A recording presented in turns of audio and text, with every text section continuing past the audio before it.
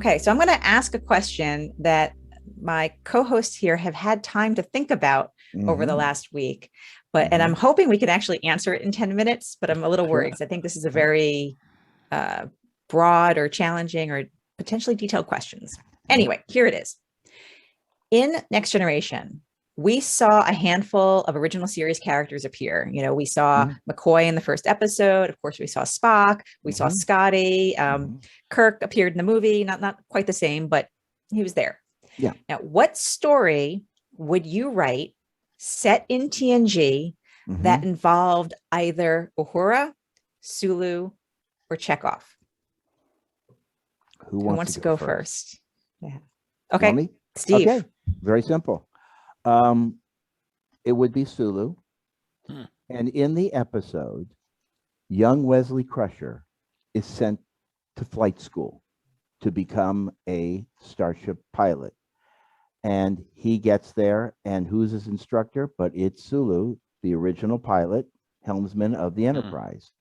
But Wesley, being the smart kid that he is, the super genius that he is, he thinks, I've already done this. I can do anything. And he confronts Sulu, and Sulu just basically says, you're no good, kid. Trust me. I've flown a starship. I know how to fly a starship. You're just a kid. And Wesley realizes the respect he has to have for Sulu. And in the end, Sulu, congratulates him on having completed flight school. That would be mine. Okay.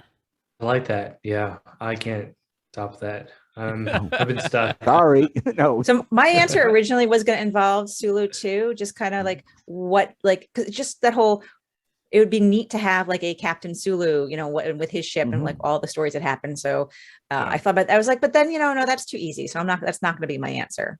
So Brian or Chris? I think that Sulu Captain series is perhaps one of the greatest mistakes the Star Trek franchise ever made, that they didn't figure that out right after Star Trek 6. I know the Next Gen was starting to really gain momentum, but it was a big mistake from Paramount. I'm stuck between Uhura and Chekov. I think Uhura is perhaps backstory-wise the least known. And I think learning about some of her history as an older Uhura could be very interesting. I think there could be some interesting scenes with Troy as they talk about, they could perhaps be just talking casually in 10 forward, and then maybe we see some flashback stuff with Uhura. I'm not even necessarily interested about her time on the original Star Trek Enterprise. Maybe there's something in between the movies that could be interesting for her, to where we just learn more backstory from her. So I don't have like the details of what that story could look like. Maybe she's come and she's looking for her long lost love, Scott, because they kind of hinted at a romantic relationship in the films. So I have mixed feelings about it, but in Chekov, there is a fascinating Star Trek novel called the Kobayashi Maru, where they go through, I don't think they go through all of the characters, but Sulu and Chekov in particular share their Kobayashi Maru experience. And I think they go through Captain Kirk's too, if I'm not mistaken. But Chekov really overcompensating, feeling like he has to work harder than everybody else, and making mistakes and making really harsh decisions too, in order for the mission to succeed, and learning that he's got to also consider the cost of human, like, is the mission really more important than the cost it is as far as human life or alien life is concerned? But I don't think you're answering the question. What story would you do with them in Next Generation? I don't have an answer. I'm stuck. I'm kind of thinking about Chekhov, and I know in the TV show Renegades he's an admiral, so I think it'd be cool to have him come as an admiral to order Picard around. But I don't know what story that would be. If it's just like they're working together on a mission, or he just pops up regularly as an admiral. Right. As an Acheyev. Given he's younger than McCoy, and we did have McCoy in episode 1, it's actually reasonable that you do have Admiral Chekov, and that is potentially there and involved. So you're at least in that kind of realm of believability. I think it works thing. Yeah. Because in Renegades, like that's supposed to take place after Voyager gets home, and he's an admiral there, or something. Yeah. So I think it could work timeline wise. But I can't think of a specific story that he would be involved in that would make it like, okay, this is why you have Chekov as the admiral, not just as a cameo. I know exactly. Oh, I just have an idea for that. Does the Reliant blows up, doesn't it, at the end of Star Trek II: The Wrath of Khan? Yep. What if it didn't blow up? What if it got pushed away or something, and the Enterprise D finds the Reliant, and they're like, who do we know? And they call Chekov. Well, he was the second. He was the first officer. Yeah. Wait, I stick with my Uhura answer. That was my best. Okay, so I've got 2 questions then. So Chekov, does he get demoted after?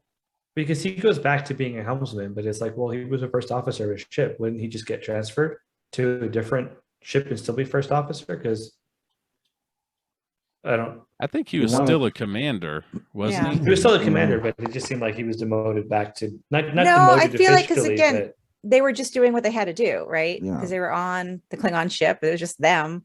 It's not like they've got someone else to do it. Okay, that's true. Yes. Okay, I'm forgetting about. You're right. I forgot about Search for Spock. My second question is: does Uhura ever get her memories back? Like, is that ever addressed? Because I know she gets all the knowledge back, but does she remember her childhood by the time, like after the Nomad experience? I think we assume. I think there's just I don't think they put enough thought into it at the time, so I think the assumption is that she did. Yeah. That she did, like just later. Okay, I'll buy that. Technically, we did see Chekov in Star Trek Generations. But right. Yes. In honestly, that's my favorite Chekov. I think he has some fun scenes in Star Trek V: The Final Frontier. And of course, he's featured prominent. He's got some fun scenes in 4 and 2, I guess, too. But I love Chekov in Star Trek Generations. I felt like he was the one that I enjoyed seeing again on the big screen. Yeah, I think so. Yeah. Also, I just love that. Like, one of the best jokes in Star Trek is that Sulu and Chekov get lost in the woods. Like, that's hysterical. Right. Don't tell them we're lost. Yep. Yeah. So within the navigator of the Federation. Based on what you said, I now have 2. I had an answer, but now I have a second answer. So I'm going to tell you the second answer first. It's related to because and I'm excited about it because I wanted. So I told you I kind of nixed Sulu because I thought that was I just didn't want to go there. So Uhura is what I was originally thinking, and my thought for her is she's similar. She's got a similar hologram replication to like the whole Prodigy Janeway, and so she's there to assist. They're going to communicate with some new species or something, and so there's this and she's specifically this holodeck program on ships like the Enterprise, specifically to help with xeno linguistics and all that stuff. So that's my Uhura thing. And then but my new idea that's good. My new idea for Chekov is he's an admiral. He's a retired admiral back in Mother Russia. And Worf like grew up kind of like he's like the uncle because his dad was also like Worf's dad was also in Starfleet and stuff. So there's some possible connection there that they just know each other somehow because they're all kind of like retired and living somewhere, whatever. So he comes back not as Admiral Chekov to order Picard around, but as like the wise uncle to Worf. That would be cool. That would be amazing. And they both have the security background, sort of. No, actually, sort I don't know of. why. Well, yeah, I would say sort of. Chekov was security for a while, right? Chekov was like a mix. He was like he went through and did like everything except for captain his own ship, as far as we know in the normal the shows. Yeah. But the also interesting thing is because Chekov came up in that time of transition from Klingons are our enemy to well now we have to accept them as our friends, and now here you've got this Klingon kid that is like being raised practically at his doorstep, and he's kind of like mentoring him. It works. So. It works so well. Hit up CBS after we're done. I win. Write the book. Okay. I would read that novel. You know, I've Oh. never really as much as I do love reading the novels, and as much as I like writing, I have never, ever, ever wanted to write a Star Trek novel myself. Like, I feel like I can't touch the I can't do it. I might have ideas, but I don't feel like I can actually write those. I can't do it. I started writing a Deep Space Nine story, and it's sitting up in my top dresser drawer in the darkness where it belongs. That's cool. Where it belongs. And we're I'm just so over 10 curious. minutes, by the way, just so you know. Okay. Over 10 minutes. Fantastic. Good question.